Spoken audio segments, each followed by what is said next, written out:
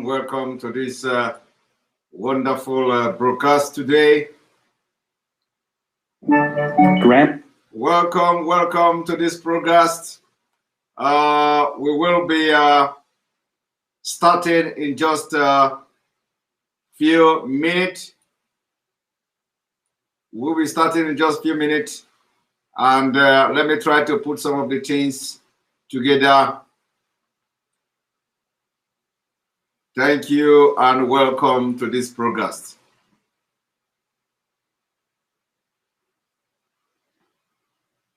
Good afternoon. You are watching live and direct on Enter Biafra Channel 1, live and direct on YouTube, live and direct on Twitter, live and direct on Twitch. And this afternoon, this is going to be the beginning of the continuation for Biafra freedom and Biafra restoration. We have been silent. Should I say silent, or we have just been observing, watching how things unfold. And the Biafra people, the IPOB families worldwide, we are on top of this game. The messages, propagandas that is flying everywhere in Nigeria, the time has come for us to begin to comment on the ongoing saga, the impunity, the abduction, and the kidnap of our leader, Mazi Nnamdi Kanu. The time has come where we are going to start discussing it. Meanwhile, for those of you who think that we are silent, we are not silent. I have to assure you today that something is going on underground. And this is not the time to make anything public. The IPOB leadership, the IPOB families all over the world, we are assuring you today that we are on top of this game. And every one of you will smile at the end of the day. One thing that will shock a lot of people, that will shock even Nigeria themselves, is the way we have been able to keep calm. We know that a lot of people will say it is not time to keep calm. Yes, we already kept that calm. Now it is time to start. We are not keeping calm again. And we thank everyone who followed that keeping calm call. And it has worked. The time has come. We will not keep calm. And thank you very much, Carlo Okpara, for that super chat. We want to inform you this afternoon that IPOB family are on top of the game. We are on top, not just on top, but we are in charge. We are in charge of this game. It has become very, very imperative for us to advise lovers of freedom, friends and well-wishers of IPOB family worldwide, those supporters of Mazi Nnamdi Kanu's leadership and agitators and agitation. We are calling on you this afternoon, those who have shared a lot of propaganda and a lot of updates and articles on their walls and their pages. We call on you this afternoon. This is a special broadcast by me. We call on you this afternoon to desist from posting anything accusing finger on anyone as those perceived to have betrayed our leader. The betrayal of our leader is the business of Biafra people, but most of all is a case and the business of those within the family of IPOB. The issue here is that whether he was betrayed, whether it was a trap, whether it was a mistake, whether it was miscalculation, whatever it was that led to his abduction, we have given you enough time and enough days to talk about it. The time now is not who betrayed him and who did not betray him. Leave us to deal with that. Leave us to deal with that. All you should be doing now is to listen and watch as the things unfold. We have done our underground work. We are doing our underground work. You are not in the position to continue to push to the public domain about the betrayal of Mazi Nnamdi Kanu. You are not doing the movement and agitation of Biafra good. You are not doing anything good by continuing to ask and point fingers at people as those perceived to be those who betrayed Mazi Nnamdi Kanu. Mazi Nnamdi Kanu is alive. That is the biggest and the most important thing. He is alive today. He knows what has happened. He understands what has happened. He remembers what has happened.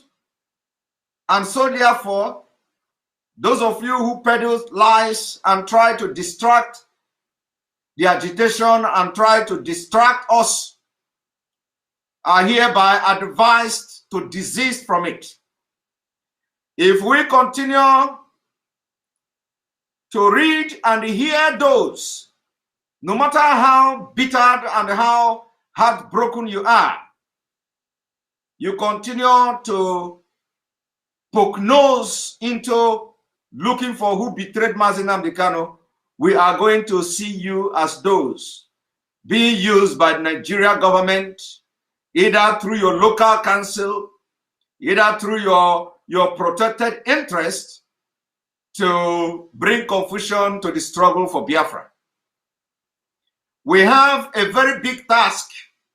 The task we have here is to make sure that our leader, Mazi Nnamdi Kanu, is released unconditionally. However that is going to happen, it is not what I'm going to discuss with you here. Our business and the biggest priority now is to make sure that our leader receive every necessary treatment if there is need for that, every necessary attention if there is need for that, and that his human rights will not be further violated. That I can tell you that we are on top of this game. We have read a lot of people pointing fingers at so many individuals as those who betrayed him. You have right to do that. You have right to have your own judgment.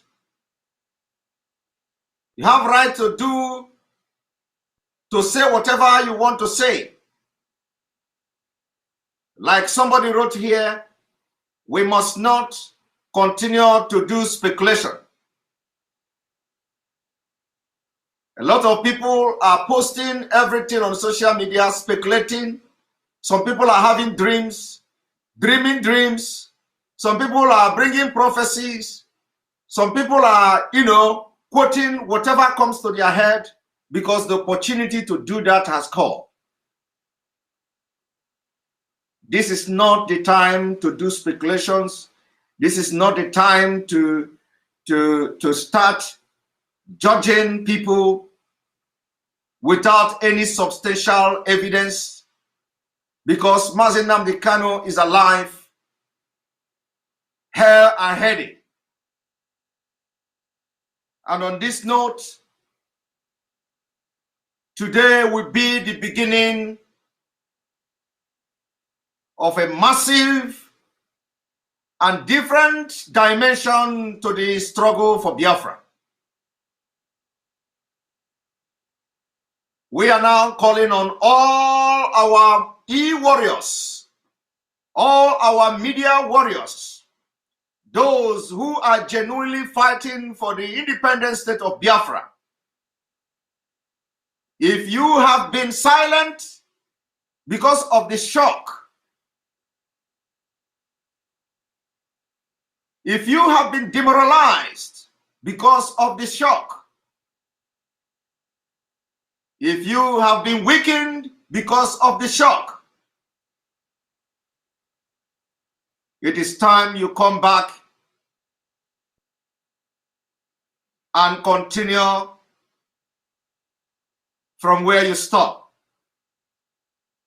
The direction of our media war now will be focused on the fact that Mazi Nnamdi Kanu did not jump bail.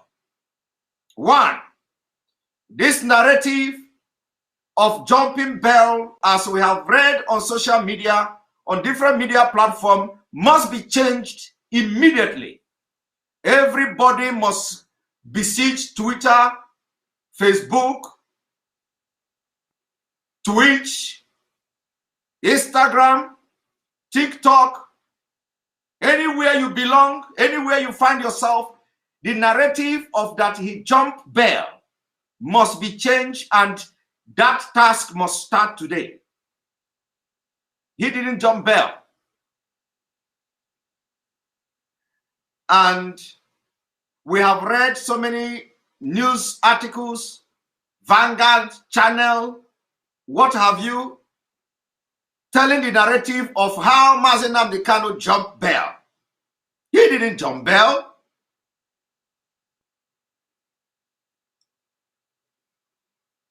He did not jump bail.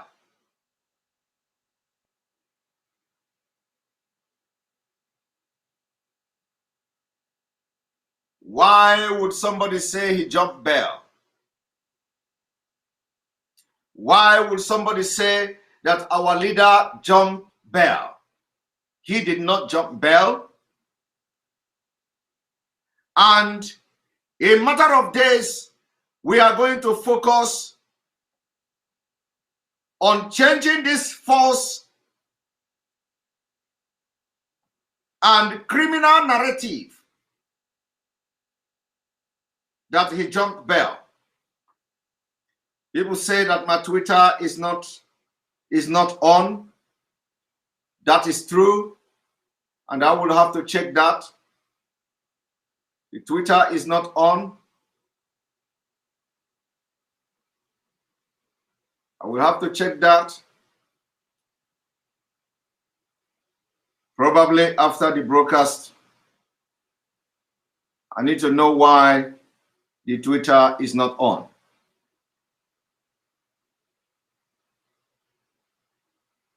One moment.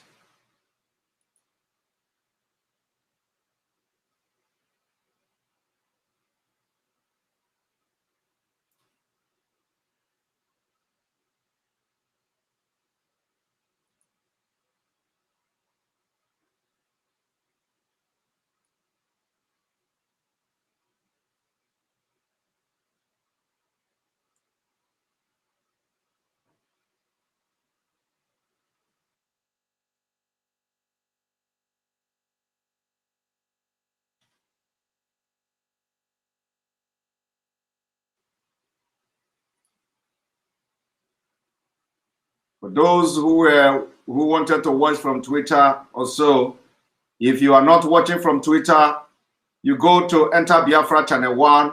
I'm going to update or refresh this page, and hopefully it's going to show from the Twitter.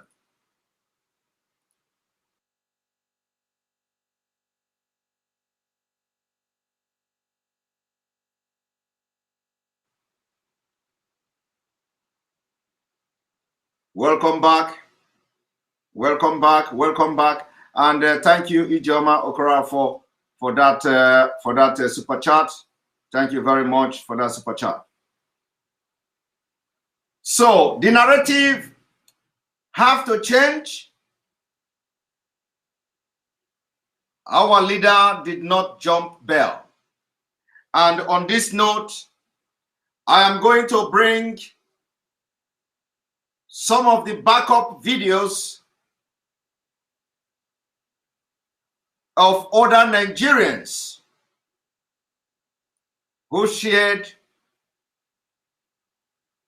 very similar thought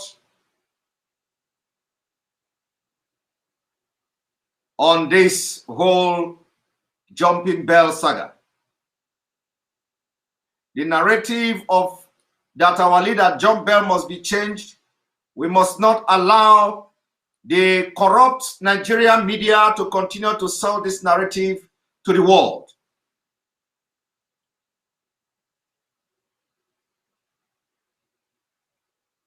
Now,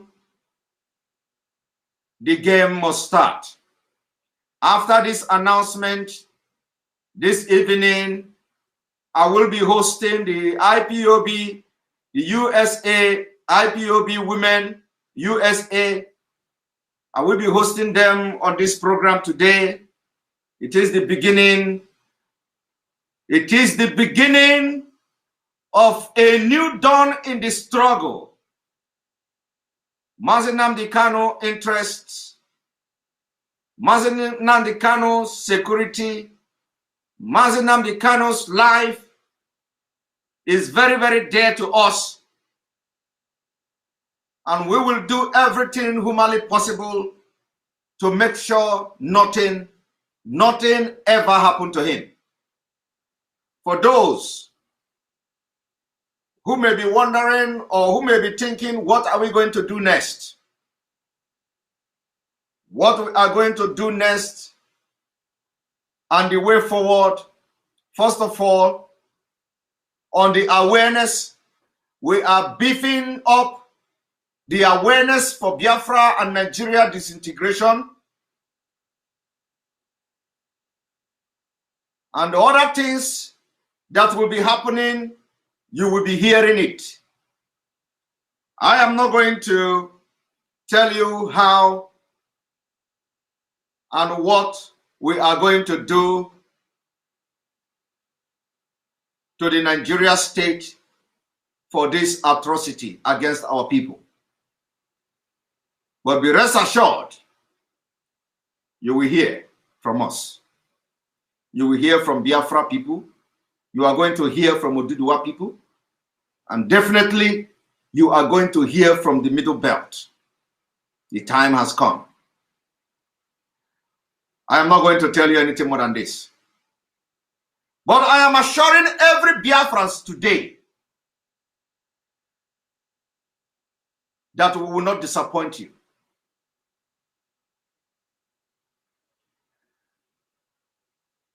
We will never disappoint you.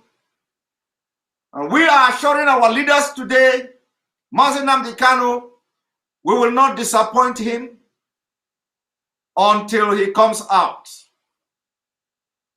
The activities of those of us he left behind will define how resolute and how prepared and how ready we are.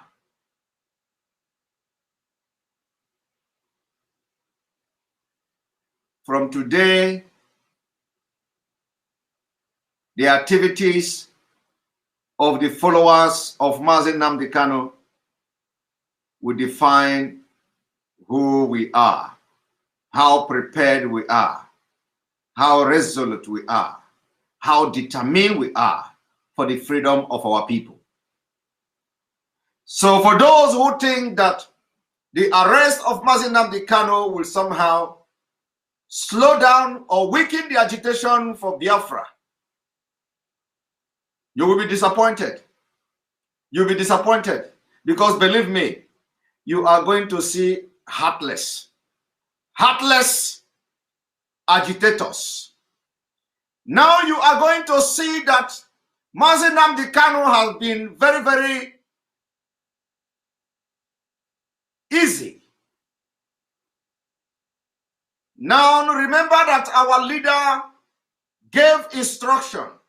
Should anything happen to him within 72 hours,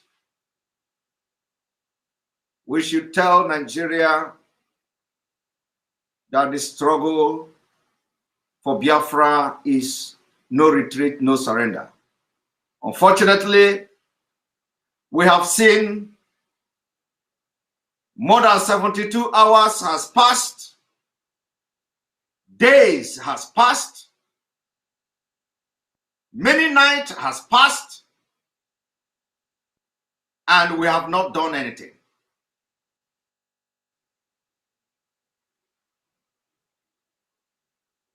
Because of the circumstances surrounding the abduction of our leader, 72 hours elapsed.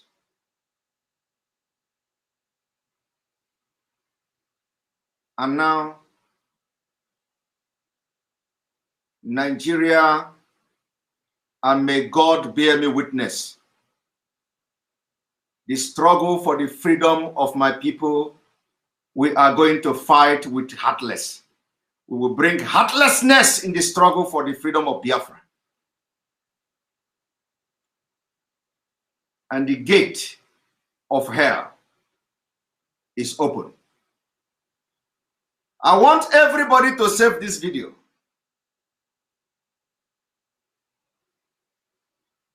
Somebody say I shouldn't make empty threat. This is not a threat. I'm not threatening. It's not a threat, it's a fact. This is the choice we have made. This is the choice. It is not a threat. But believe me, that's why I say I'm not coming here to make a threaten anybody. I'm not coming here to tell you what we are going to do. We'll be saying a lot. But believe me, you will see heartless agitators from today.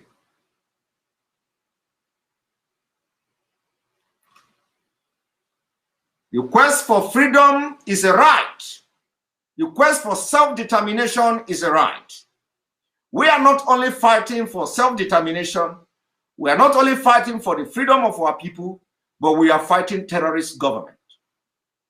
We are fighting terrorist police. We are fighting terrorist army. We are fighting bandit jihad that parade themselves on broad daylight in Nigeria with AK-47 and other dangerous weapons, and there is nothing happening to them.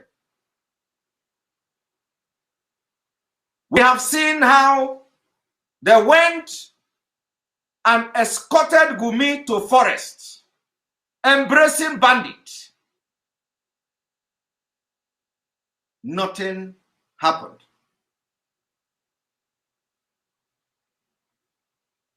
So anybody that tells me that don't make empty threat, remember our leader is in DSS net. And like I said, you will see heartless agitators from today. Now, I want to show you something.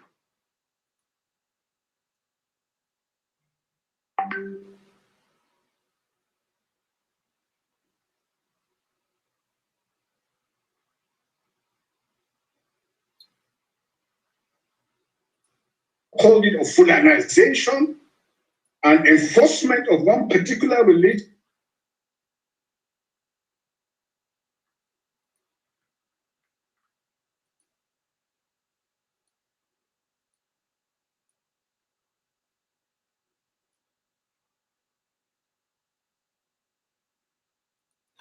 I want to show you what we are fighting against. Thank you very much, Dolo folks, for that super chat. I want to tell you and show you what we are fighting against and the reason you are going to see heartless agitators from today without regret. Let me show you this.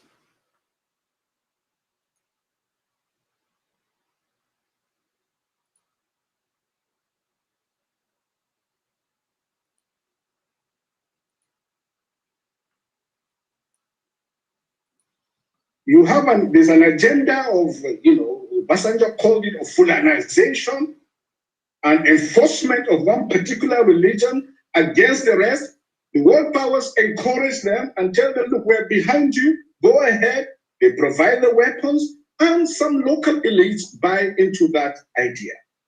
And they begin a campaign of genocide, because this is what it is. If you carry heavy weapons unchecked, you go into the forest, you go into the ancient savannah, you kill people, you rape women, you kill children.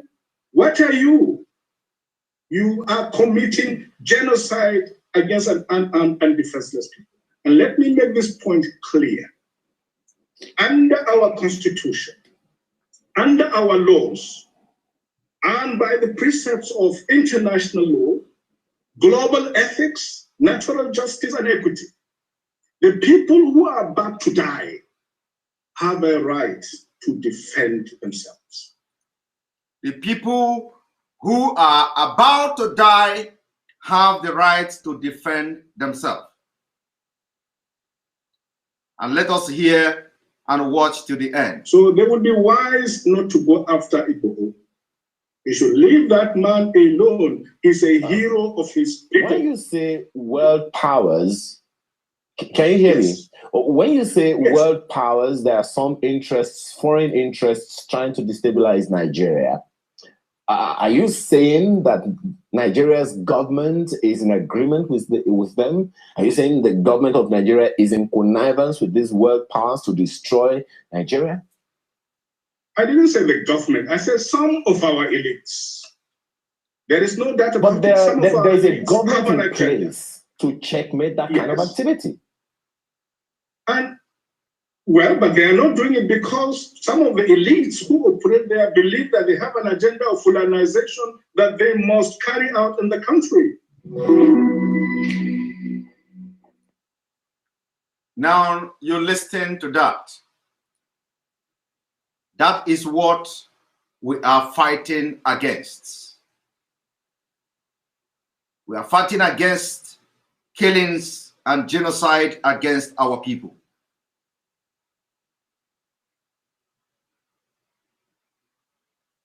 We are fighting against genocide, jihad against our people. We are defending our vulnerable women and children. That's exactly what we are doing. Let me also show you something else.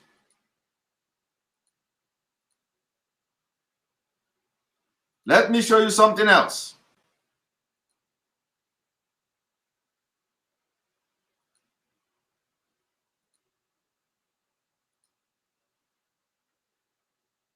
One moment.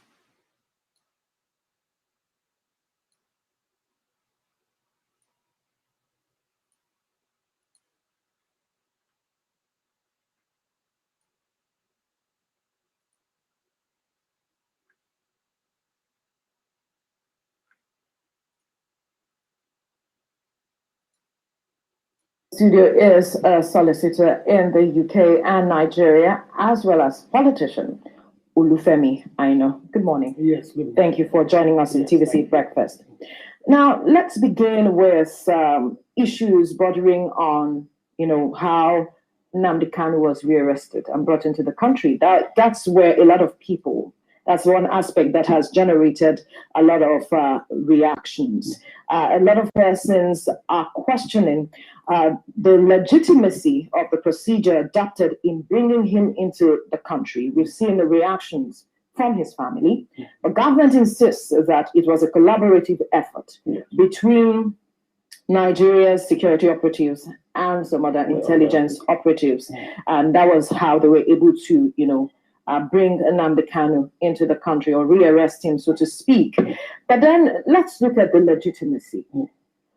Let's help us understand what is the accepted mode of rearrest in such a way that it doesn't breach a person's human life. Yes.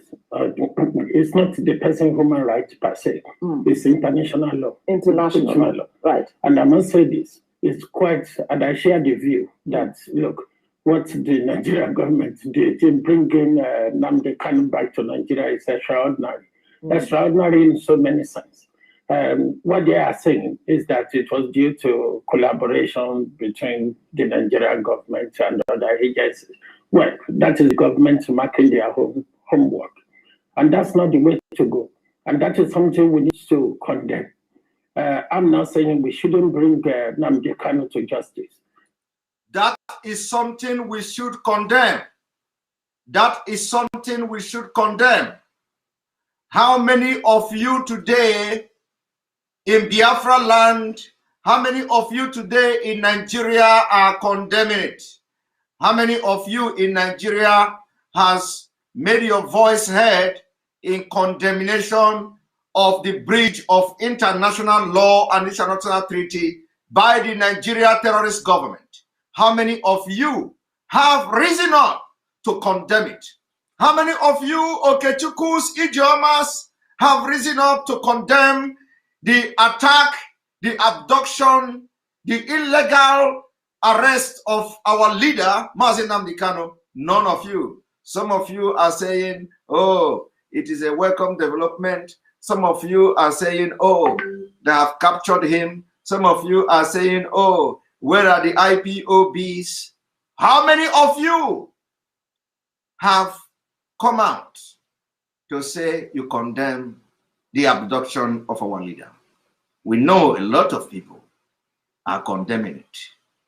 How many of you, the governors of the Southeast, has come to condemn the abduction of Mazi Nnamdi Kanu? You know, somebody say it is a hard time we adopt Fulani style. No, no, no, no. We are not adopting Fulani style. We can never ever adopt Fulani style. We can never do like Fulanis.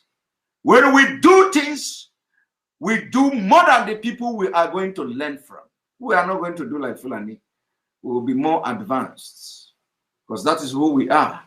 We will do more than anybody. We are going to do anything we are going to do. We are going to do more than anybody. That is who we are. We are not going to do like Fulani. Never ever will do like Fulani. Our leader will not be happy if we do like Fulani. We can never do like Fulani. But my question is, how many of the governors, how many of the political leaders, how many of the intellectuals have risen up to, first of all, condemn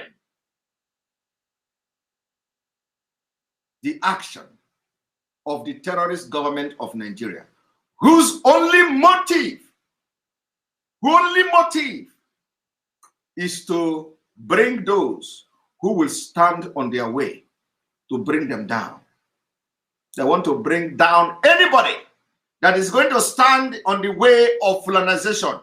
That thing you listen to Dr. Malafia saying, they are after anybody who is going to stand on their way. Sunday Igbo house was bombarded, ravaged with bullets, people killed. They even took cats. Are you aware that they took cats, they arrested cats from Sunday Igbo's house, thinking that somebody told them that Sunday Igbo has turned into cat. They took the cat with them. Are you aware of that? Thank you very much, Chief Wike, for that super chat. Thank you very much, Ugoji Onuke, for the super chat. Thank you all for supporting the page. Are you aware that Sunday Igbo cat was arrested because they say he has turned into cat? You people think I'm joking? Let me show you.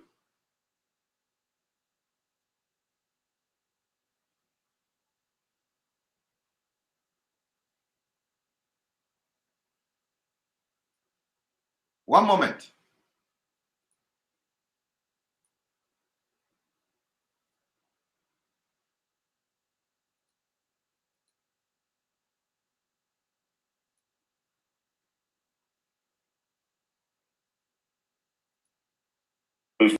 story is that even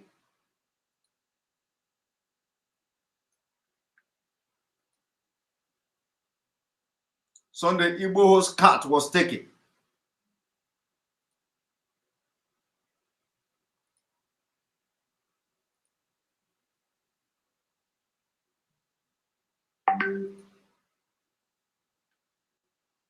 engage in activities that could overwhelm the state. But what are the relevant questions in this regard? One of the one dimension of the story is that even cats were arrested from Sunday Igbo's house because those cats were considered suspicious. And that they could be part of the separatist secessionist agenda. And I was wondering why the Nigerian state will not just arrest human beings, but will also arrest cats. Now, the Department of State Services put a dimension to that. The State Department, the Department of State has not accounted for those cats in the report that was given by Dr. And then what was all that drama about the destruction of property? Is that part of the mandate of the state? I know they can hide under the fact that there was a shootout, but the other camp, the Sunday Igbo camp, is presenting that as a deliberate attempt, not just to apprehend, but also to destroy the space. What do you think of that Gestapo style that was adopted? Did you see that? Cat was arrested. They told them that cat is Sunday Igbo. Take the cat. Take the cat. He has turned into cat. He has turned into cat. They should take the cat. They took the cat with them. Cat, poor cat. You see, that is how desperate the Fulanis are to bring down anybody that dare rise up against them. And today, Biafra people, I say, we will not disappoint you. Biafra people, we will not disappoint you.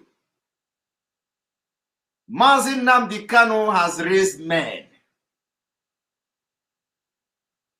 I am telling you this afternoon, the 4th day of July 2021, that Mazi Nnamdi Kanu has raised men. And we will not disappoint him. Neither will we disappoint Biafra people. You will see heartless Biafrans. Remember, the war we are fighting, the struggle we are into is struggle between life and death. It is the struggle for the freedom of people.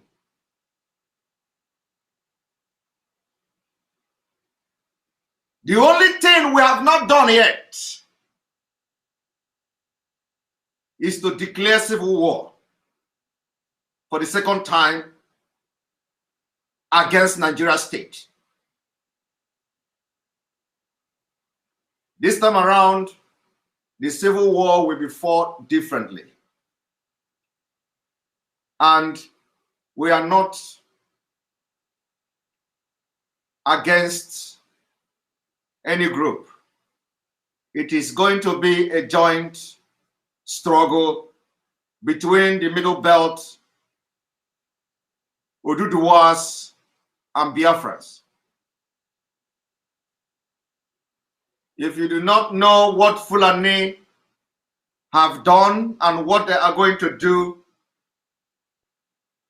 to bring anybody who will stand their way down, you should now know from the incidents that has happened in the last 14 days.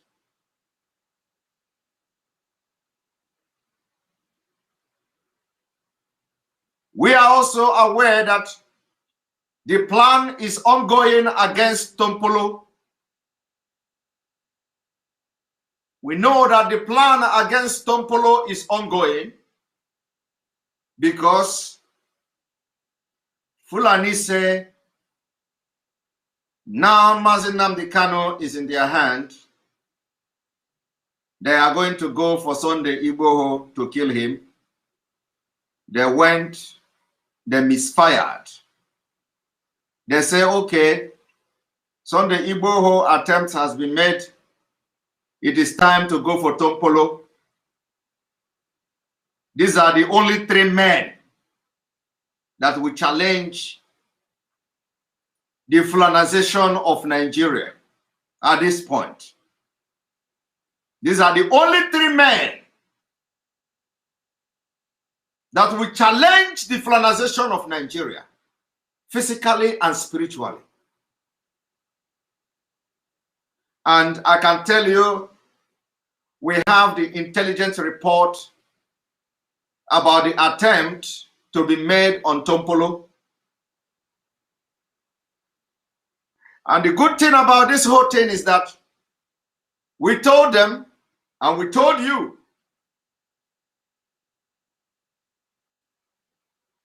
that the abduction of Mazi Nnamdi Kanu will be the beginning of actualization and restoration of Biafra. Thank you very much, Vincent S.S. Selina. Thank you very much, Doris Ejimado, for the super chat. Thank you all.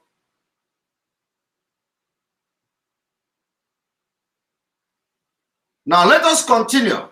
You have just seen that a cat was taken away from Sunday Igboho's house by desperate French-speaking Fulani in Nigeria Army uniform and DSS.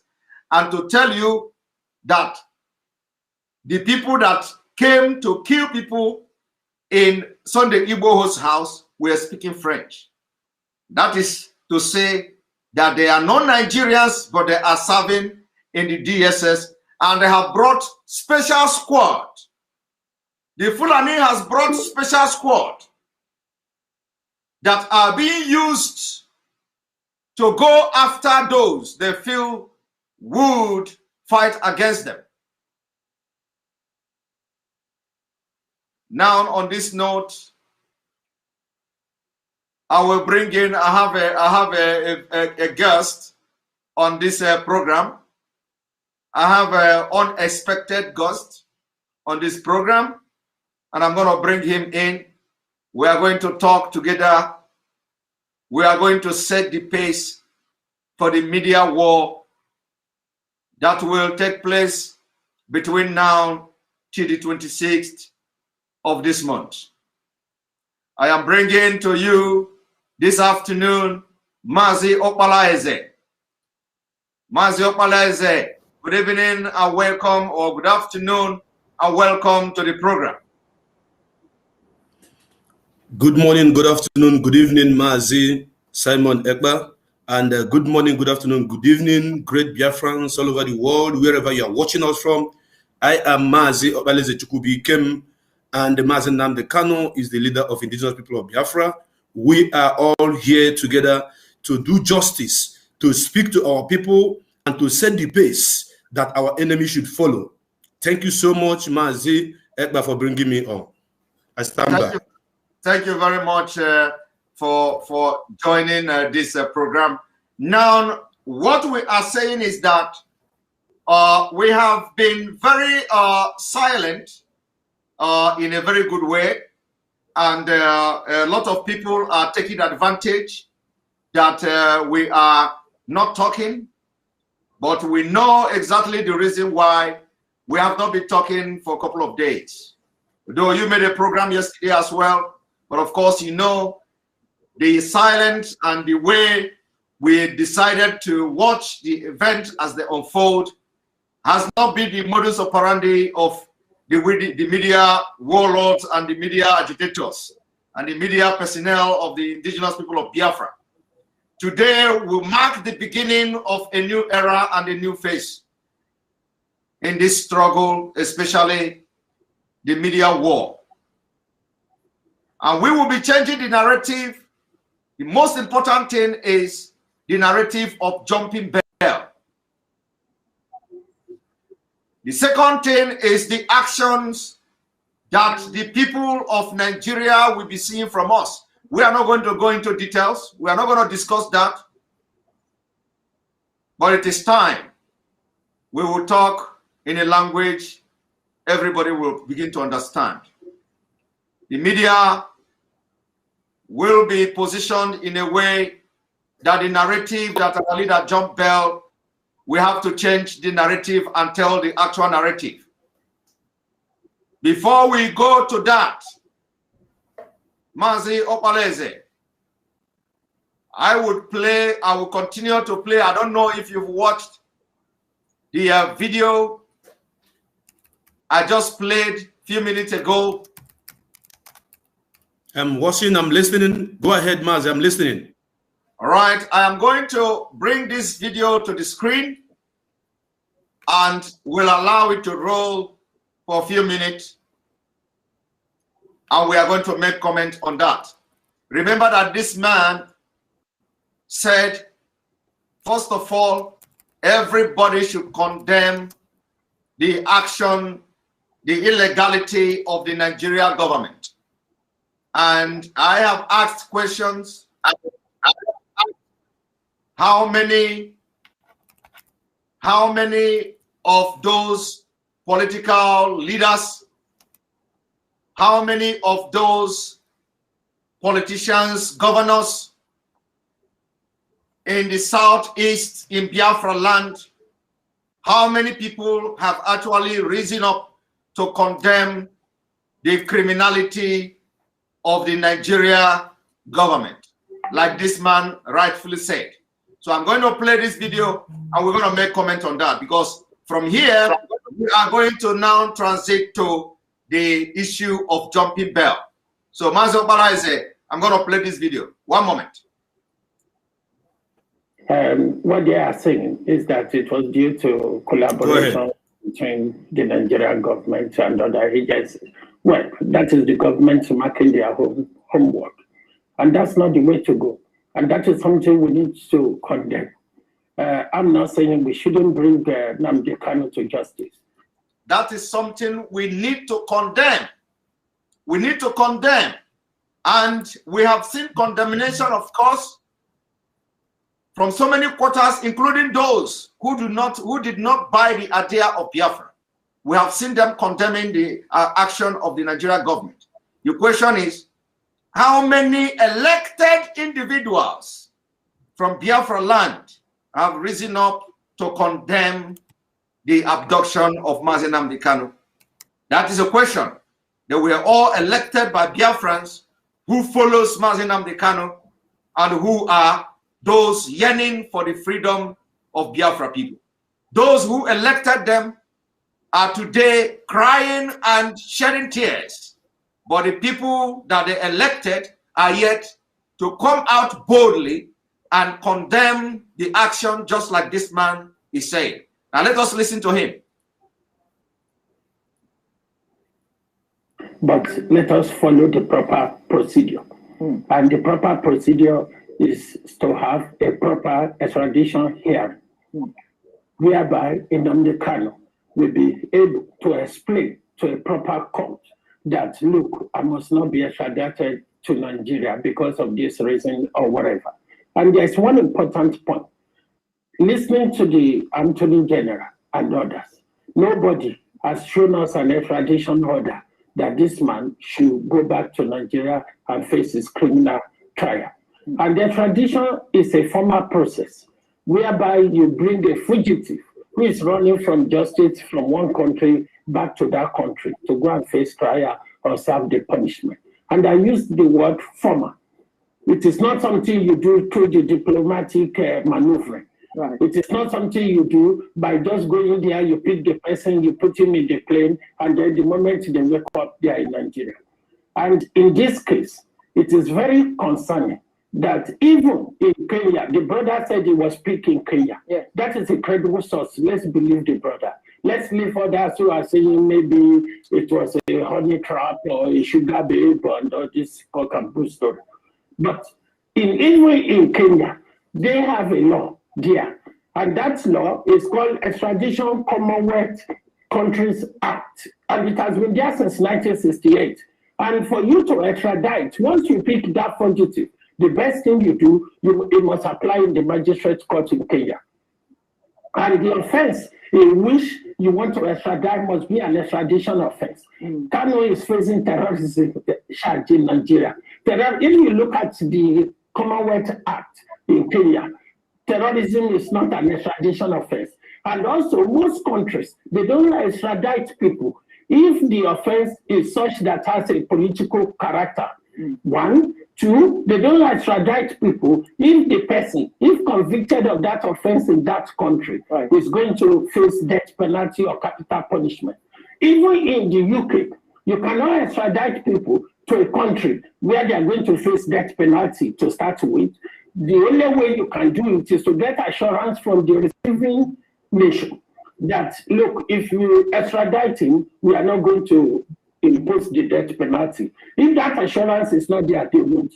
And also, another point is that if you are extraditing them to a country where they are going to face degrading and inhuman treatment, the courts in that country will not allow you to extradite. The Nigerian government, they are aware of all this. That's why they engage in whatever they might have done to get into it, because they know once they bring him before the court, there will be a lot of legal arguments here and there, and Kanu may not come here. And also, it is possible for Mr. Kanu to argue that, look, the only reason why they want me to come to court, because I'm agitating from separation, there are a lot of issues in Nigeria, this and that. They are punishing us because of what has happened in the past. We are being marginalized. This. So when you look at all that, then it is possible for the court to rule that, look, this offense has a political character, and there might be other. So could this be why he wasn't picked up in the UK, as a lot of persons thought? If they pick him in the UK, he won't come to Nigeria in a million years. I can tell you that because I'm a solicitor here. If they pick him in the UK, he will not come back to Nigeria in a million years. That is the fact. In fact, not just in UK. If they pick him in America, if they pick him in the EU, anywhere in the world, our leader would never ever be extradited to Nigeria. And you listen to the fact that this man has presented here, why it is not good that everything is coming from us. Sometimes we have to play those who are also in the business of law for you to understand from their own perspective. Kenya do not even have that extradition right. If he is being accused of terrorism and what have you, Kenya don't have it. So I want people to understand the level of the impunity, the level of the breach of international treaty, international law, and everybody must be concerned. The question is, why do you think that the Nigerian government will go to this extent to breach the international law? Is because they are very desperate to stop anybody coming to stop the colonization of Nigeria. Who are the Nnamdi Kanu trying to save? You that is watching me today. Who are those Mazi Nnamdi Kanu trying to save from being under the slave of the caliphate? You commenting here, go and save our leader. I can see some comment here. After giving the warning I gave, after giving the precaution I gave, some people will still come here, go and get our leader as if they are with us. So, Mazi Opalaize, what do you have to say about what you just listened from this man? Remember, he said that the Nigerian government, terrorist government, knows that if they go to America, if they go to United Kingdom or so, in million years, they will not get extradition order from UK. And this is the thing, the position our people don't know. Yes, thank you very, very much, Mazi Simon Ekpa. Listen also, before you go ahead, we've also seen some kind of frivolous. Thank you very, very, very much, Mazi Simon Ekpa. Thank you. Before you just continue, one moment. We have seen frivolous articles from some people trying to to demoralize the IPOB members, especially those who have participated actively, financially, in supporting the ESN and supporting the agitation for Biafra and the defense of our land.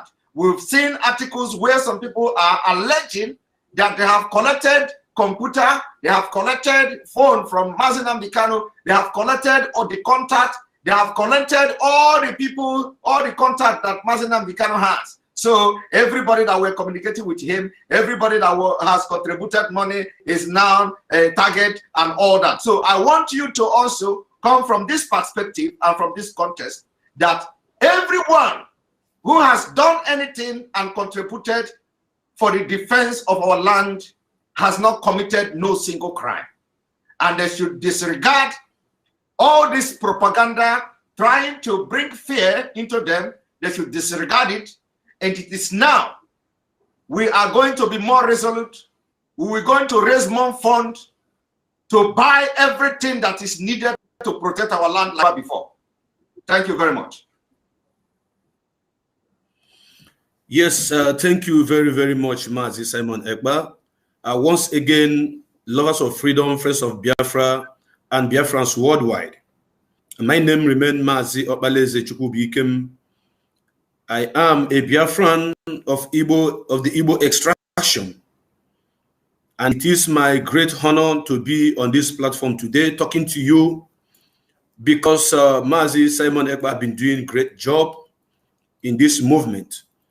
And I know so many people have approached me, and always whenever you approach me to come and speak about the restoration of our nation, Biafra, I always come up. I have no excuse to say no.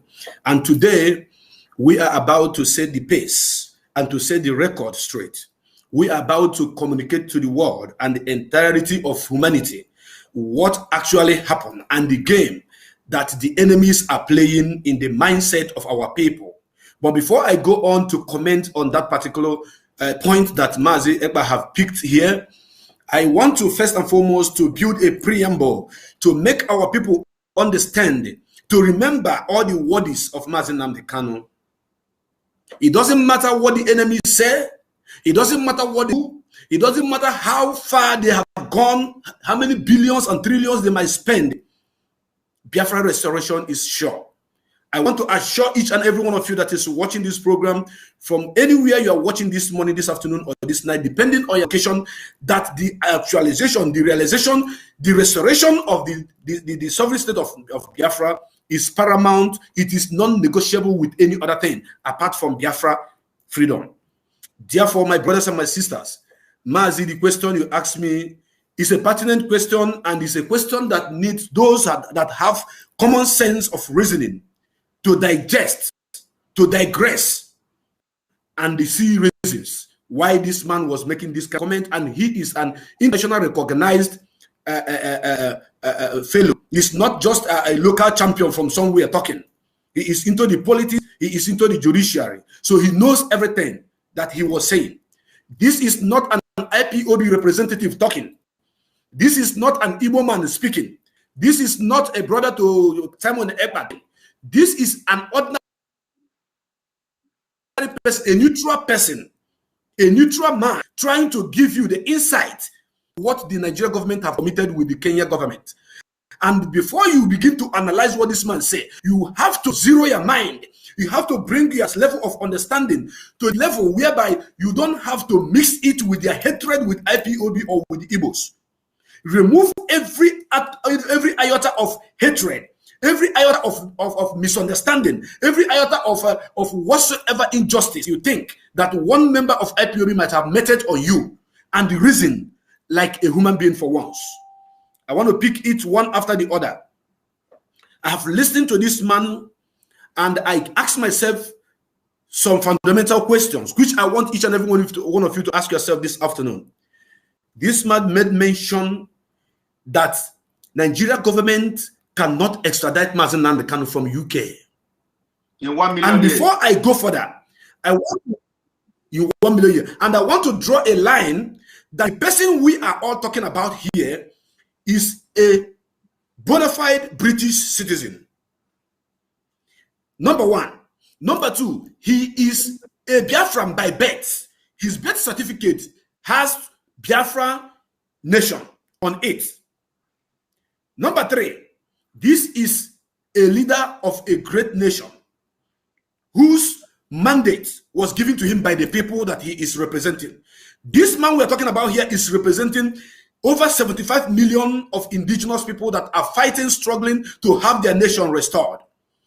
Therefore, when this man begins to analyze the rules which Nigeria government have played, the rules which Kenya government have played, the Nigeria government thought that it is their normal games of kangaroo judgment that they normally do, to jump into some people's house at midnight and pick them up without anybody questioning them.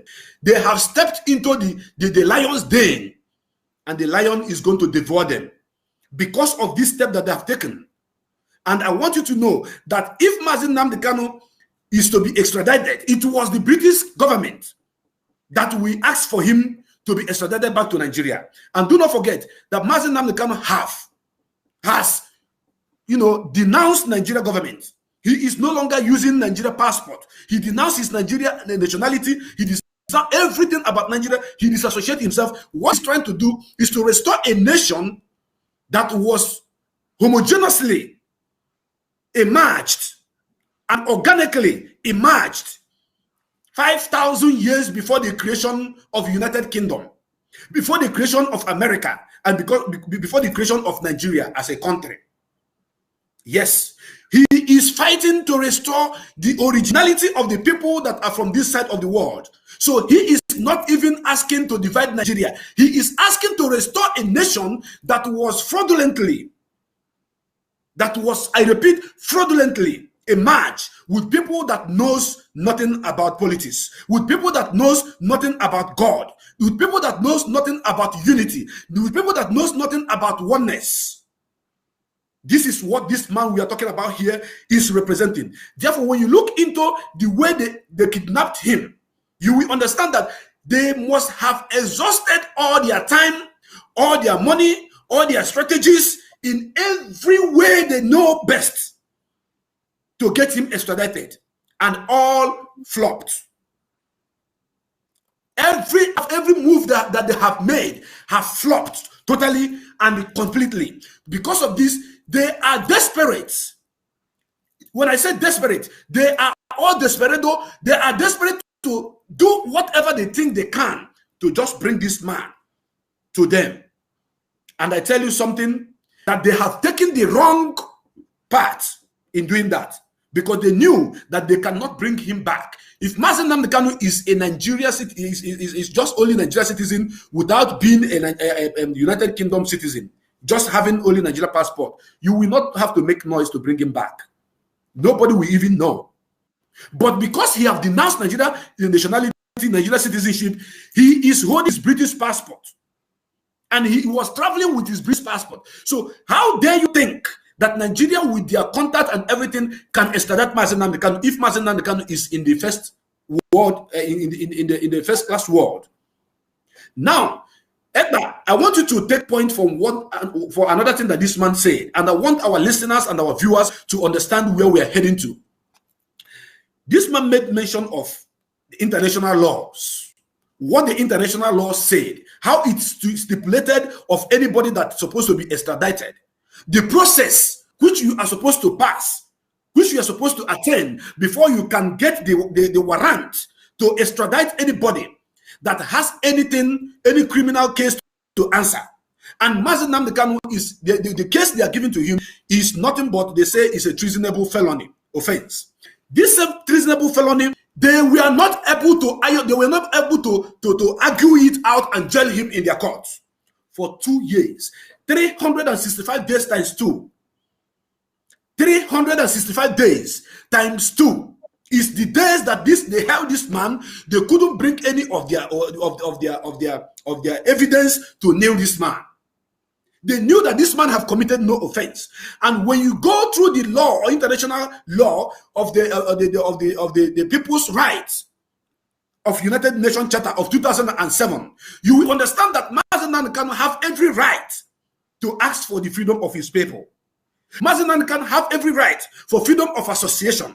Mazi Nnamdi Kanu have every right to stand up and speak and ask for his people to be free under that charter in under that code in United Nations Charter.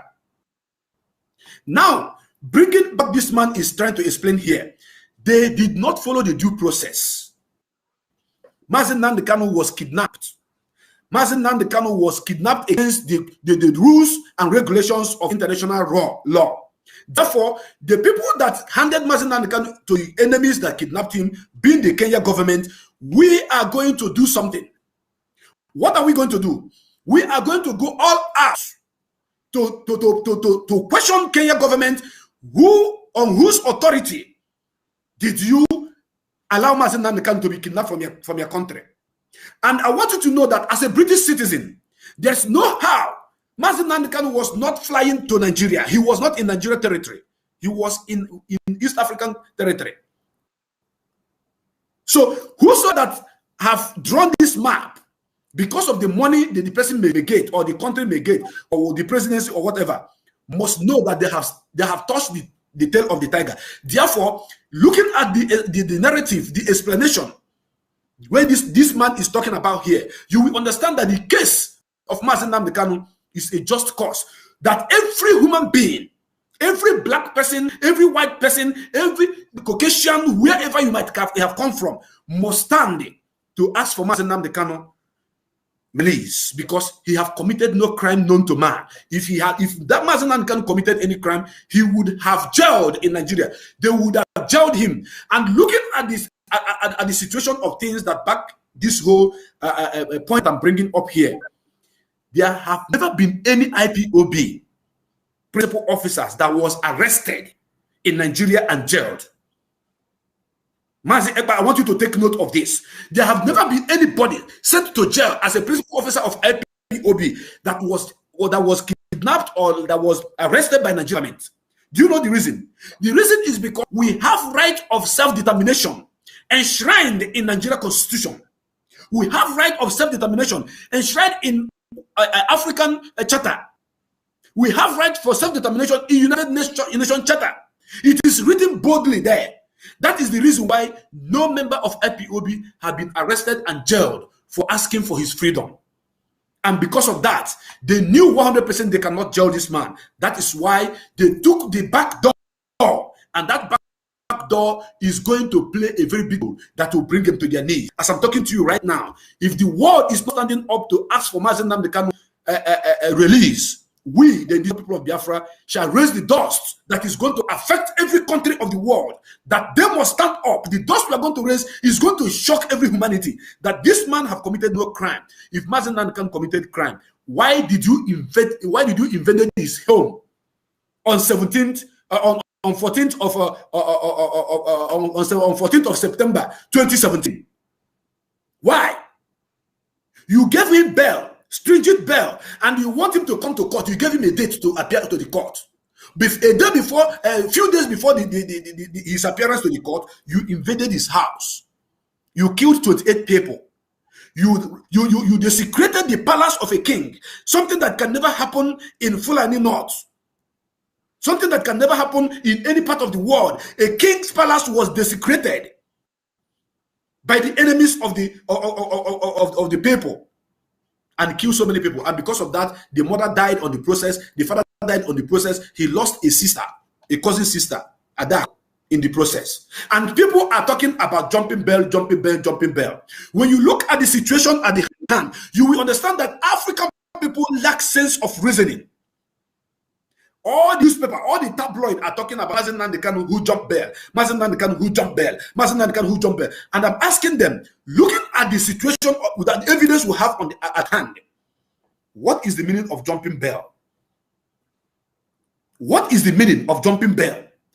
Did he actually refuse to appear to the court without the invasion of the army?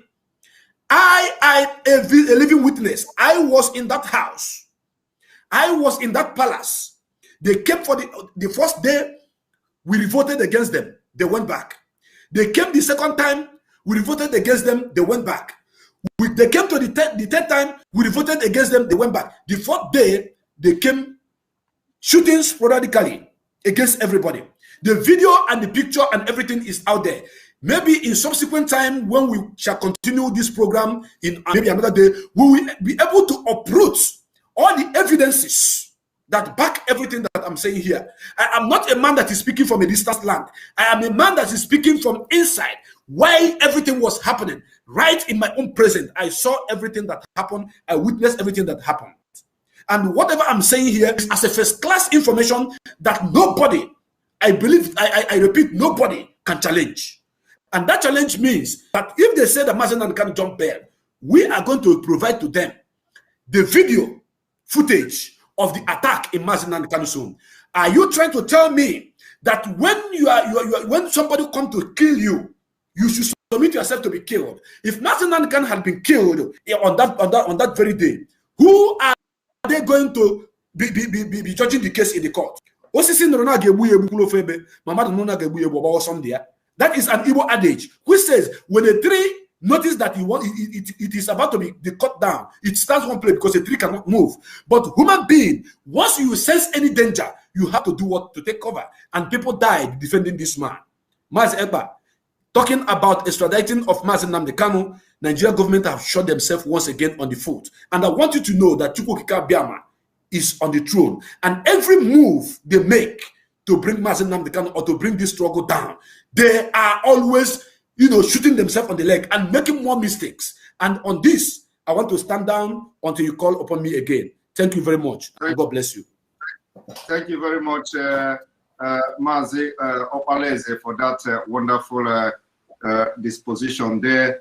Was a position and opinion there. When you look at the screen, you find out somebody say, Simon, what is going on? What is Mazi Nnamdi Kanu doing in Kenya? Knowing too well there is Interpol report on him. Let me make it very clear. There is no single Interpol report on Mazi Nnamdi Kanu. Anybody that tells you there is any Interpol report is lying from the pit of hell. There is no Interpol report on Mazi Nnamdi Kanu anywhere in the world. There is no single arrest warrant. There is no anything against Mazi Nnamdi Kanu in Interpol. Mazi Nnamdi Kanu traveled all over the world. If there is anything about him in Interpol, he will not even be allowed to fly to Kenya. That is number one. So he flew from a country in Europe to Kenya. So those parading and sharing this kind of fake news and propaganda should desist from doing that. And those of you saying, why was he arrested or abducted and nobody within the IPOB family? No. It is within the IPOB to sort how the information were able to be secret until the day it was announced. You are not going to be demanding questions or demanding answers from the leaders of the IPOB to come and tell you why they did not make that public. The Igbo people used to say, Uchonya de Anjo. However, the issue of why it was not made public or why the people who have knowledge about it did not raise alarm is the issue that will be internally resolved. And we are not going to discuss that publicly. Now we are looking for a way, or we have already a way forward. We are moving forward, how to bring our leader out and how also to demand for Biafra is what we are now after. This abduction and illegal arrest of our leader is going to be the key for Biafra restoration. You talked about the jumping bell and the punity genocide that took place in our leader's house. I want to bring this video. One moment. Because now it has become imperative as we are doing this, we will be bringing the opinion of people. It is not just us. It is not just us now saying. So everybody is going to listen from the opinion of people that are in the business of law and that are very conversant with how this is lawyers, Fred Nzako and Jide Ologun, to discuss this new development. Gentlemen, good morning. Thank you for joining us on TVC Breakfast. Good morning. Let me start with you, Mr. Nzako, what your reaction is to this rearrest of Nnamdi Kanu, saying that in 2017 he jumped bail, though he was arrested in 2015, but according to him, he fled because of his life.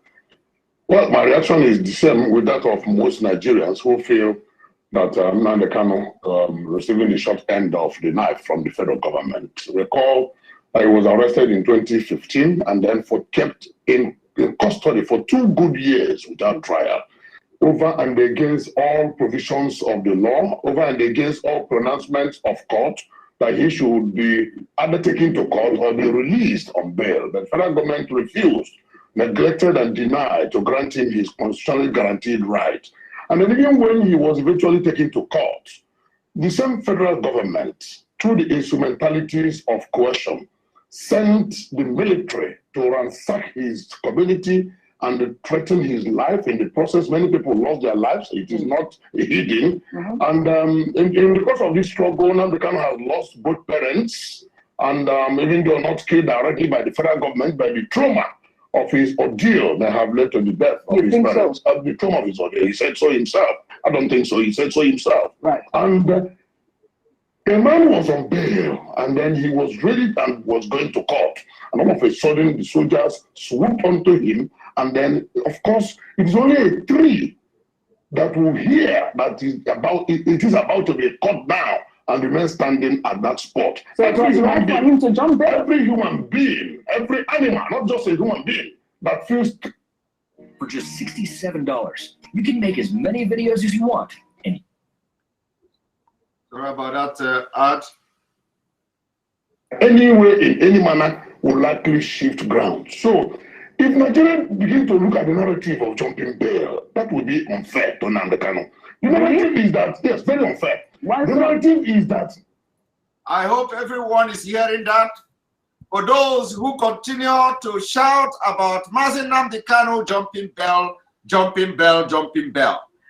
From this broadcast, from today, we are directing all our media warriors, all our broadcasters, every one of you, including those who are not broadcasters.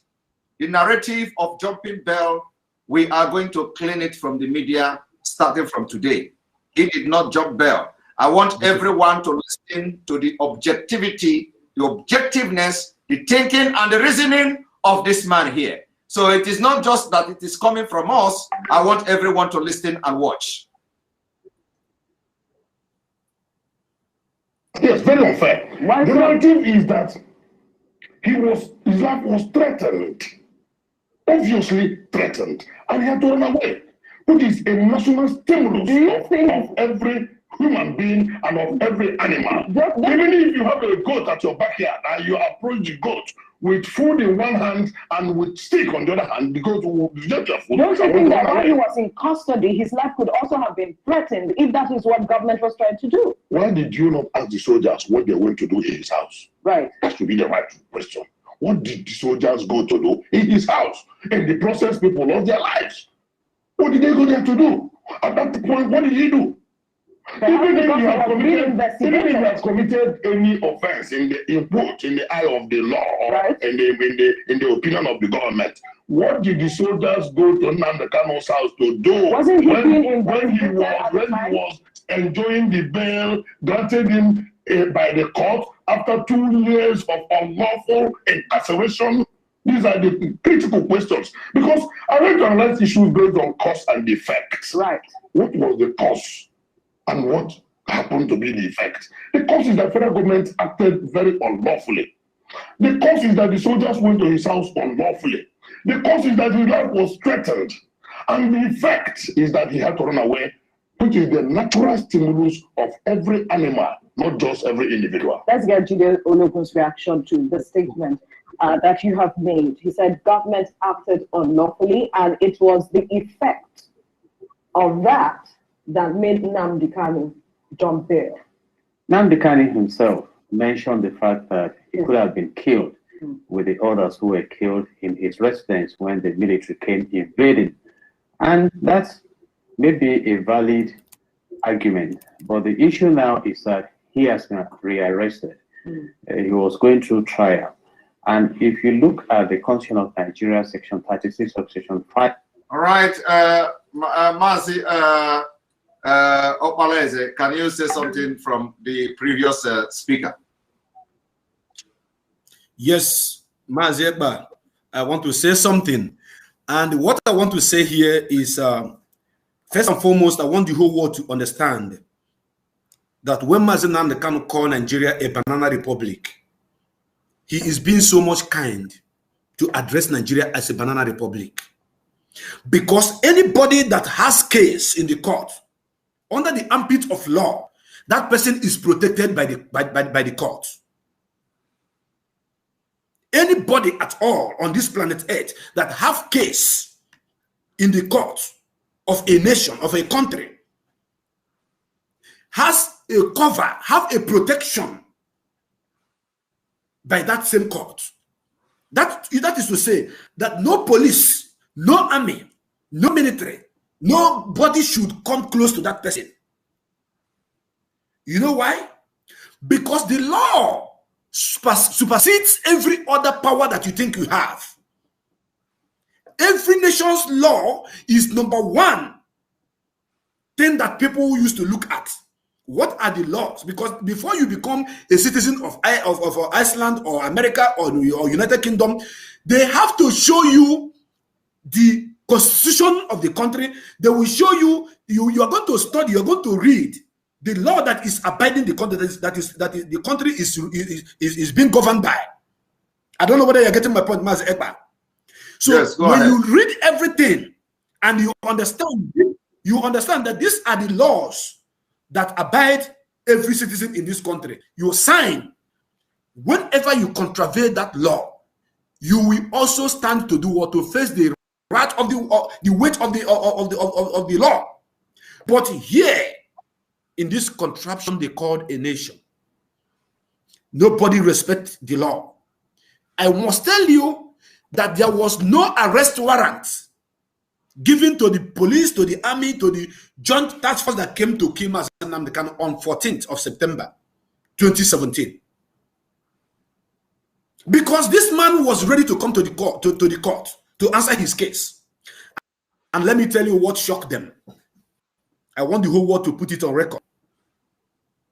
The thing that shocked them, that made them to come, that Mazi Nnamdi Kanu said, I am coming to Abuja with 2 million people. That they are going to see the highest convoy that they have never seen in this whole world. They are going to see the mammoth crowd that have never been seen anywhere in the world.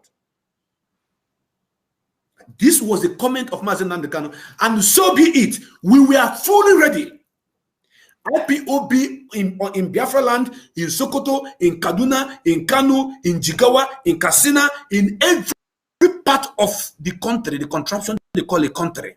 We are all ready. People were donating, people were bringing their cars, people were bringing their buses. As a matter of fact, Luxurious buses have been paid. Hundreds of them.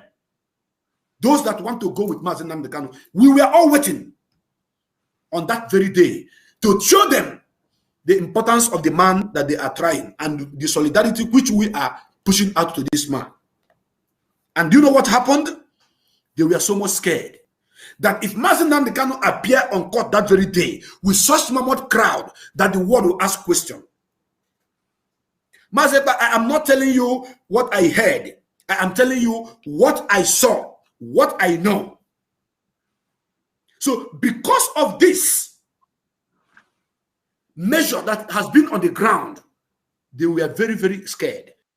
They don't want that crowd to enter Abuja, because I want to tell you that the day that he was granted bail, the day that people saw the governor or the former governor of Ekiti State in the court, what is his name again? Fayoshe. Yes, that very day, the number of IPOB that showed up in the court was too much that the international community begin to call Abuja. They begin to ask questions. They begin to intervene, to say what is happening. They begin to ask what is happening. Why this crowd? If this man can pull this kind of crowd all the way from Anambra, all the way from Ebonyi, all the way from Delta, all the way from River State, all the way from Cross River, Akwa Ibom, Enu, Imo, everywhere that these people have to abandon their properties, abandon everything they are doing, and troop in to show solidarity for this man to be released. That means this man wants something. So because of that, they don't want such thing. Because what they were going to see on that very day was supposed to be the like times 10 of what they saw on that day of his release. So if you look at how these people are talking about jumping bell, you will notice that there is something that they are trying to do. Remember, Adolf Hitler made a statement. He made a quote, and I want to give it out here. He said that when you want to deceive the world, say a little lie, continuously saying it, repeatedly saying it. At a time, people will begin to do what? They will begin to believe that lie. Before you know it, that lie will become truth. In other words, as they have been painting he jump bell, they want to implant it into the mindset of everybody that Mazi Nnamdi Kanu intentionally jump bell without telling the world the truth behind why he did not appear in the court, which is as a result of that invasion of 14th of September 2017 in his father's palace. So I want you to continue, and I'll stand by. Thank you. All right. Thank you very much, for that. We're going to play this last video, and then we will call off the broadcast because I have another broadcast by 8 p.m. this time, like in the next 3 hours or so, in next 2 hours or so, with the women. Now I'm going to play this video. I want everybody to watch and listen to the lie told by one Northerner here, who is a correspondent, a DW correspondent from the north, where he claimed that few people from Nigeria, are questioning the abduction. I want everybody to watch and pay attention to how the narrative, how they are selling this false narrative we are talking about. One moment. Authorities in Nigeria say they've arrested the leader of a breakaway independence group. Nnamdi Kanu will stand trial in the capital, Abuja. Kanu heads up the outlawed indigenous people of Biafra movement. The group campaigns for a separate state for ethnic Igbos in southeast Nigeria. The mainly Christian Igbos say they are marginalized by the government. The movement denies stoking violence. Kanu was tried back in 2015 but disappeared while on bail. All right, for more now, we are joined by DW correspondent Ruwaisis Idris in Abuja. It's good to have you on the program. Can you explain exactly the charges brought against Nnamdi Kanu? Nnamdi Kanu is facing 11-count charge, which include treason felony, inciting violence, using television, radio, and online when he was abroad, and then several other charges, which the Nigerian government is trying to allow him to face court because he jumped bail and left Nigeria. The court has ordered that he should be remanded in the custody of the State Security Service till the 27th of next month. If you listen to that, you will hear he jumped bail, but let us allow him to continue, and after that, we'll make our comment, and then we'll call it a day. Do we know where he is right now? Yes, he is in the hand of the State Security Service officials as ordered by the Nigerian court, because when he was brought in yesterday, he appeared in a court to face the 11-count charges, which he was facing before he jumped bail and left Nigeria. And what has been the reaction there in Nigeria to this?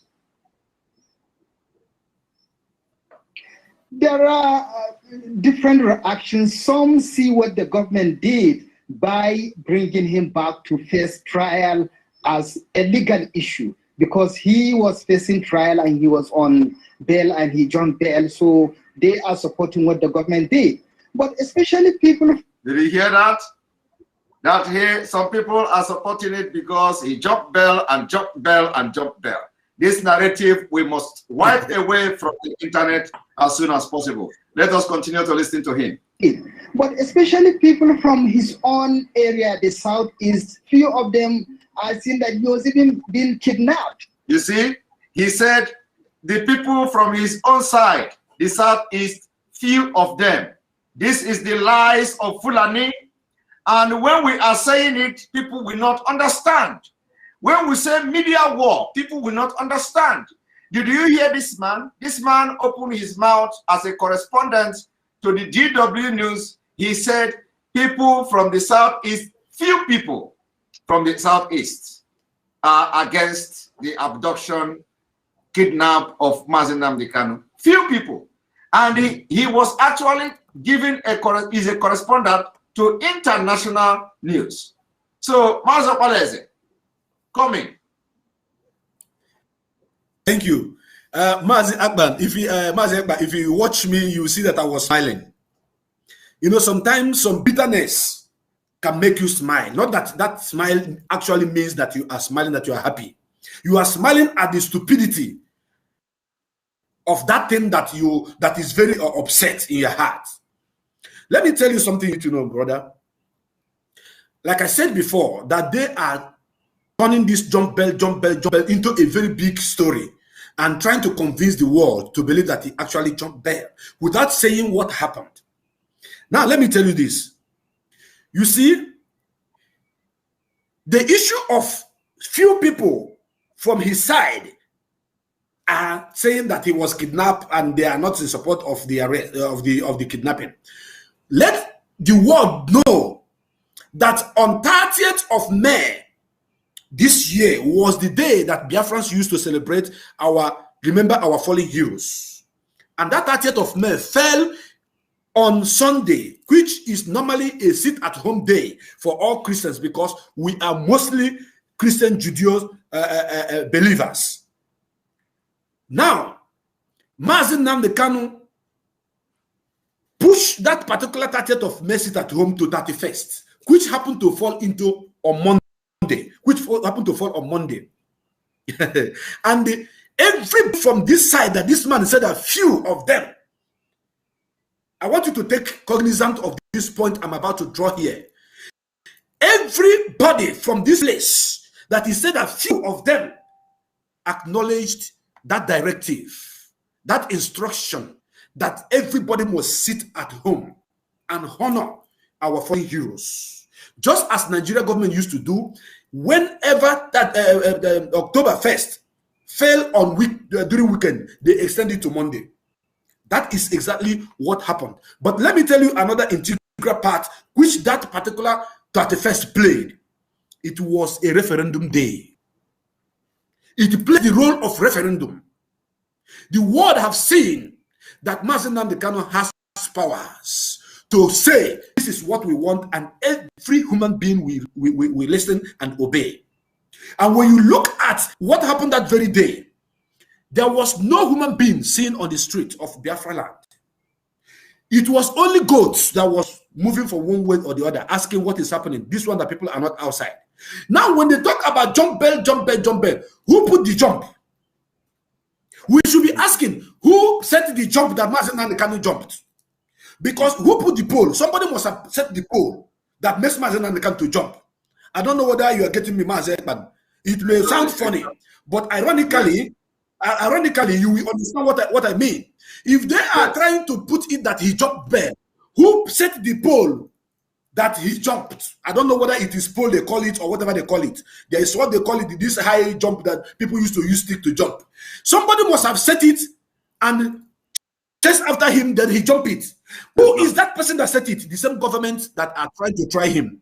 So when you look at it, brother, squarely, you understand that their lies is not taking them to anywhere anymore. They have run out of ideas. They have run out of anything that they hold dear to them. So they were desperados. They were desperate, trying to cook that they want to give to the world. But we are here. And I want to put a rejoinder on what you said before. That all our people, all our broadcasters, everybody should continue to upload the pictures, the video of that event that took place on 14th of September 2017. That the whole world may see that Mazi Nnamdi Kanu did not actually jump bail. He was ready to enter Abuja with 2 million I didn't say 200,000, 2 million Biafrans. And because of that, they came to kill him. And on the process, he has to, defend himself and, take cover. Now, looking at it, if you check this Fulani man that is reporting this rubbish, because this man looking at him is a Fulani man. Yes. There's no single atom of truth in everything he has said here. Number one, let me correct him. That Mazi Nnamdi Kanu was not arrested. He was not extradited. He was kidnapped against the rules and regulations of international community law. Mazi Nnamdi Kanu was kidnapped against his fundamental rights as a human being and as a leader of a people. Secondly, as they brought him back home, he said that some people like what they did, that they want him to come and answer case, which he jumped bail on 11 count charges. Please, Mazi Ekpa, I want us to do a very little analysis here. I will just take a little bit time. What is the meaning of treasonable felony? I want Biafrans to Google the dictionary meaning of treasonable felony. Mazi Ekpa, if you can do it, please, from your own side, you are the host. I want you to Google the meaning of treasonable felony. Let us analyze this treasonable felony case that this man is answering. Let us analyze it, because we need to educate these people. These people only know how to suck the milk from the breast of a cow. And sometimes these are infected with disease. And when they are done sucking this breast, it will block their sense of reasoning. They don't know anything. We are educated people. We should educate them, because when you come into an education sector in the country, they put us together. We are number one. We should be able to educate them. Let us touch that treasonable felony and see what it means. Please, I want you to read it out for us. All right, let us go into treasonable felony. And some of you who may not, of course, let me just bring it to the screen. But of course, this may not be authentic, but it is somehow acceptable. And here we go. Now, treasonable felony, an offense under English law partaking of nature of treason, devising by over. Let me open it so we have wider understanding about it. An offense under English law partaking of a nature of treason, as devising by overt act to depose or levy war against the sovereign, to compel changes of policy, or to intimidate or overwhelm parliament, and usually involving life imprisonment rather than death penalty. Now, the issue here, this definition, of course, is not really complete, but I can help in defining, in giving more better. Oh, you went off. The definition is not very well here, but I will help in further elaborating and giving a better definition than what we have here now, because this is quite very fast. Now, the definition of treason is that you are trying to overthrow the government somehow, with hostility and all that.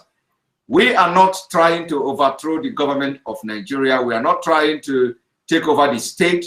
What we are doing is that we are trying to get our freedom, self-determination, and independence of our state. It is completely in law, completely different when you begin to define what is treasonable felony. So, I believe with this little information here, you can give more insight on that. But the treasonable felony is not even in question here when it comes to the freedom and self-determination and agitation for freedom of people.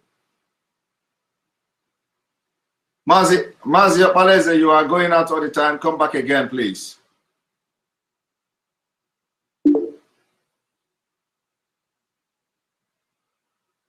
I cannot see you. All right, you are. Yes. Can you still hear me? Yes. Yeah, Thank you very, very much. The reason why I asked that we should,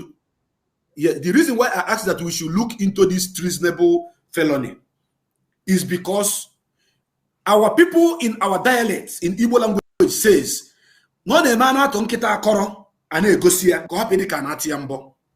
Yes. Ina to nkita akoro ine egosia maka obo ni gosi yo dike na atiambo. You can help us in English language. I'm not an Englishman. Now, those of you that understand what that particular parable means, from what I have here, the meaning of treason simply say the crime of betraying one's country, especially by attempting to kill or overthrow the sovereign or government. Now, when we started asking for our self-determination, which is the right given to us, were we into Nigeria government? Were we planning to overthrow Buhari government?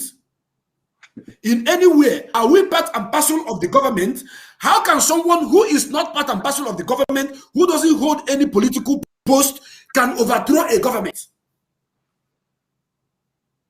This is a question that people should look into deeply, because me, I'm a critical thinker. I think deeper than some people can imagine. If you are talking about treasonable felony, treason says it is to overthrow a sitting government. Does IPOB belong to the Nigerian government? Do we make laws? Are we governors? Are we ministers? Are we part and parcel of the government? No, is the answer. If we are not part and parcel of the government, how can Mazi Nnamdi Kanu overthrow Buhari? That makes them to give him treasonable felony. You see that these people doesn't go to school. They don't have anything upstairs. Now, I want you to break down. I want us to look at self-determination. Google self-determination, which is what we are fighting for. Self-determination, or you can say freedom fighter, anyone. I want us to go into it, because when we are done analyzing this, then our people who are watching, I want them to share this program widely. Our people who are watching, we understand why we are called indigenous people of Biafra, the greatest creature of this on this planet Earth, the wisest, the smartest, and the most prosperous clan in the whole Africa. That is the people you are dealing with. So you don't play with our intelligence, because God bless us abundantly with it. So I want you to help the world to tell us the meaning of self-determination, which is what you, Mazi Nnamdi Kanu, and every IPOB out there is fighting for. Please. Yes, just to add to what you have said, about this treasonable felony, the point is that it is not only those who are in government that can overthrow the government. But the point here is that we are not even interested in overthrowing or changing the government of Nigeria. That is the point. We are not interested in anything Nigeria government. We are not interested in anything Nigeria parliament. What we are asking for is outright independence and self-determination, the right to live and the right to freedom of our people. So we are not interested in any overthrowing of government, or overthrowing your governor, or overthrowing the president, or changing the government of Nigeria. So it is completely out of point. But let me now bring the self-determination as it is. In psychology, self-determination is an important concept that refers to each person's ability to make choices and manage their own life, the ability to play an important role in psychological health and well-being. Self-determination allows people to feel that they have control over their choice of life, over their choices and life. Of course, this did not go into details broadly to give more definition about self-determination. Self-determination theory suggests that people are motivated to grow and change by their innate and universal psychological need. Of course, I think, like I said before, I can also a little bit give that here there is autonomy here. For example, I think this define it. According to self-determination theory, people need to feel the following in order to achieve psychological growth. Now, the autonomy, people need to feel in control of their own behavior and goal, the sense of being able to take direct action that will result in real change, play a major part in helping people feel self-determined. competence, connection, relatedness, and all that. So the self-determination is the right to govern yourself, the right to make decisions, the right to make laws for yourself, the right to independence of your own, live by your own self and how you want to live your life. And so it is just as simple as that. It is completely different from what you see, the treasonable felony or what they call it. So Mazi Nnamdi, you can make comment on that. Yes, my comment on this is very, very simple. And I want you to, why I'm making the comment, I want people to go to read it line by line with me. I want you to also check. The last thing that I want us to check now is United Nations Charter for Self-Determination. You will see I have done my own research. I want you to check United Nations Charter for Self-Determination. You will see how it explains it right here. That is my comment. I don't want to say this is my personal comment. I want to make a comment that back up what we are doing and to destroy all the lies that they are bringing from all pit of hell, trying to bring us to our knees with their lies and deceit. Look at it. The United Nations Charter. Let me bring it also to the screen as well. All right. God, beautiful. Bring it up.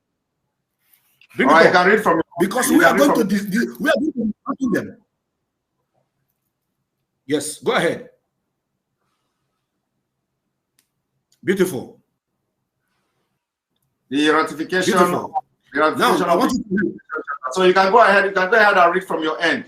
You know, if you have a better one from your end, you can read it. Beautiful. At least. Yeah, go ahead. I have it. I have it. Thank you. United Nations is a body that governs the whole world. All the countries that are under United Nations they have their representative seats there. And every charter, every rule that they make is governing the world. That is one point that I want to establish here. And any country that is under United Nations that signed every treaty about United Nations, whatsoever United Nations says as a body, supersedes whatsoever you and your country may be doing. You must follow the rules of law under the Charter of United Nations. Now, going about self-determination, because we started from the mirage.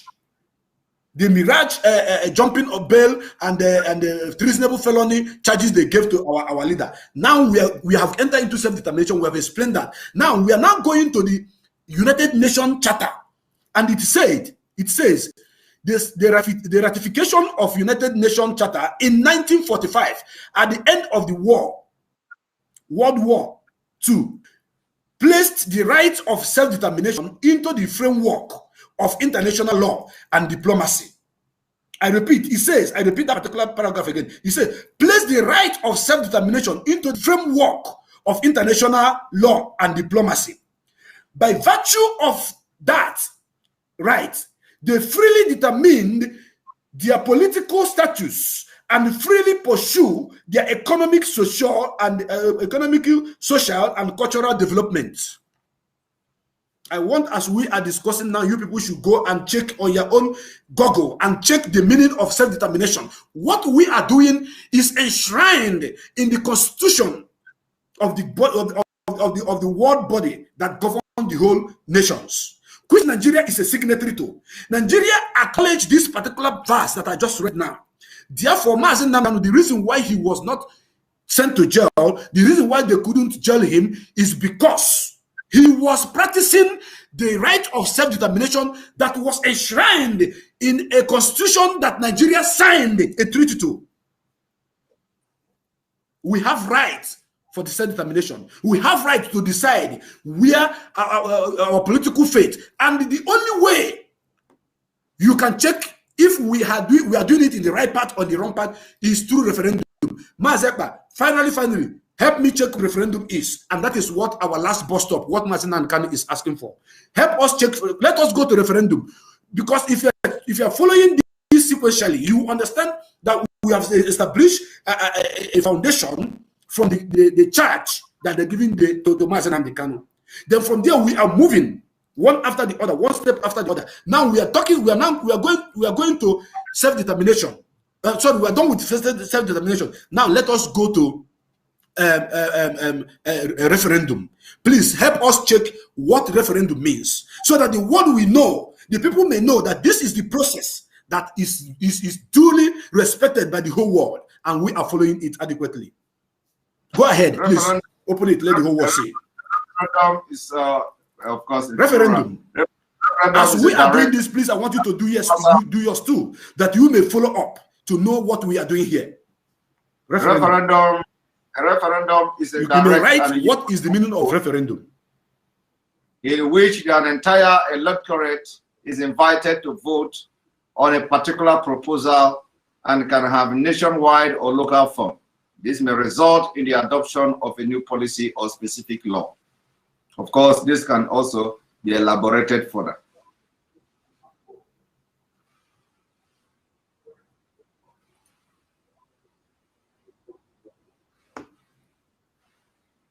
And thank you, Stella Power, for the super chat. Beautiful. Thank you very, very much.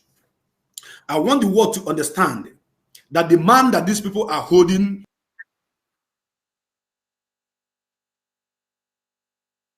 as of Areze, you have disappeared again. And our time is up. You have disappeared again. Can you come in? You have disappeared again. You have disappeared again. All right. You're welcome again. You have disappeared. All right. Thank you. You are here. Thank you. Thank you. Yes, I want the world to understand that the man that DSS are holding in their dungeon right now have committed no crime known to humanity. They have committed no crime known to law. And that is why they are not able to jail him for 2 years. And right now, they are bringing the same charges, which they couldn't jail him for 2 years against him. And now, we have followed his situation. We have followed it one after the other. We have break it down to this ground where we are right now. That what Mazi Nnamdi Kanu was asking for is right for self-determination. That we have right to do what? To agree if we can continue with these people or not. Then it is left for the states to do whatsoever they need to do, to ask the people from this eastern region, old eastern region, and ask them, are you willing to be in Nigeria or be out of Nigeria? Because by this same referendum, Jigawa, not Jigawa, what is the name of this state where Atiku come from? Is it Nasarawa? Nasarawa state had a referendum to join Nigeria. They had a referendum to join Nigeria. In 1960, was it 1963 or something?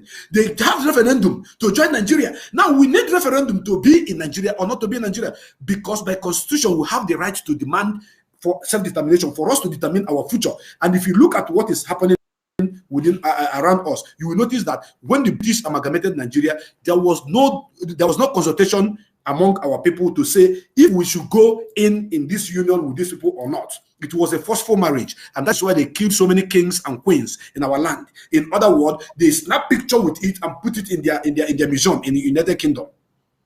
They forced us into this marriage. Then the only thing we have to do is to ask for our freedom, and we have been doing what? We have been agitating. We have been asking for us to have our freedom. And the whole world knew. We were protesting, they were shooting us, they were killing us, and nobody was talking. So this is my explanation to this. So every Trump charges they are bringing to this man have failed from beginning. All the Trump charges they're giving this man have failed. They are not good. So, and I want to use this opportunity to talk to Biafra worldwide. I want to tell them something. Every one of you that is laughing at Mazi Nnamdi Kanu because Mazi Nnamdi Kanu was arrested, I want you to know that you are laughing at your stupidity, because I have a video where a white man was telling his fellow white people that their job is to make sure that they underdevelop Africa. They should make sure that they impoverish Africa. Impoverishment means to keep us poor. Because if Africa rise up to something different, then they will go down. Because everything that they used to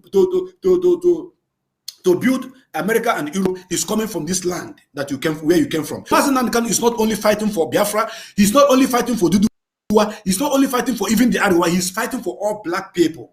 And you must stand up to ask for Mazi Nnamdi Kanu's release. And all of you that are saying that they collected phone from Mazi Nnamdi Kanu, they collected laptop, and all the people that are communicating with him, that is fallacy. That is current nonsense. The Mazi Nnamdi Kanu I know is ready to take bullets to jeopardize this movement. And that is what he's facing now. So thank you so much, Mazi Ekpa. You can go ahead and say whatever I want to say before I give my final rendition. Thank you. Thank you very much. We don't actually, you can, Mazi Opareze, actually, you can just make a 1 minute closing remark because the time is not on my side anymore. 1 minute. Thank you. Thank you. My brothers and my sisters, lovers of freedom, wherever you're watching us from on this platform, Simon Ekpa, Enter Biafra, I want all of us to know that our leader, Mazi Nnamdi, is more precious to us than gold. Mazi Nnamdi Kanu is more precious to us than silver. Mazi Nnamdi Kanu is more precious to us than diamond. Mazi Nnamdi Kanu is priceless to us. And I want each and every one of you, those of you that are broadcasting, those of you that are commenting on social media and everywhere, to know that if anything happened to Mazi Nnamdi Kanu, the world should take cognizance of this fact. If anything happened to Mazi Nnamdi Kanu, what they are going to get will surprise them. Second World War, put together with First World War, will be a chess play. And I want to put it on record. You people should know that it was the year that Nigeria was amalgamated that the First World War was fought. And what brought that First World War was as a matter of a prince that was killed. One person was killed, and the First World War took place, and that was in the year 1914. I don't have time to go in details explaining all this. And I want you all to stand up, to stop being afraid of anything. The protest is going to take place, and all of you that are saying, why is there nobody that knows that Mazi Nnamdi Kanu was arrested and blah blah blah blah blah for 8 days? Stop asking that question. Come out of your shell. Forget about people that betrayed Mazi Nnamdi Kanu. The problem we have at hand now, the issue we have at hand now, is to do the right thing to make sure that Mazi Nnamdi Kanu is released from that place. And I'm telling you that as Mazi Nnamdi is coming out of that dungeon, Biafra is coming with him. And all our Dua brothers, all our Middle Belt brothers, all our brothers from the riverine area, everybody should know that the fight that Mazi Nnamdi Kanu, the battle that Mazi Nnamdi Kanu is fighting, is battle for survival of each and every one of us. And on this note, I thank you each and every one of you for joining this program. My name remains Mazi Nnamdi Kanu. I go there for one. As in the hot, now so are they talking. Thank you so much, Mazi Simon Ekpa, for bringing me on. God bless you. Thank you. Thank you very much. Thank you very much. Thank you very much for being part of the program. I'm going to have you again, definitely. Thank you very much. We have started this war, and this war have started now, especially the media war. We're changing the narrative, and everybody in the media, in the IPOP media and Biafra media must be able to live up to expectation from today.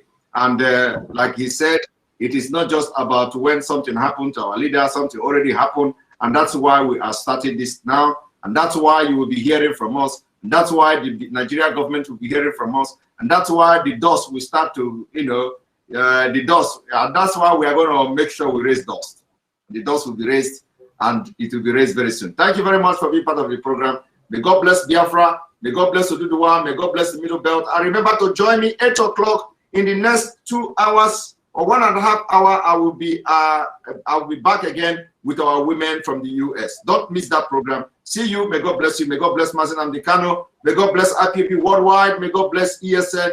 May God bless Sunday Igbo and Oduduwa agitators. May God bless you. That will join me again. Remember, share it, and see you in Enter Biafra Channel 1 in the next 1.5 hours. Thank you very much, Mazi Opareze, and see you again.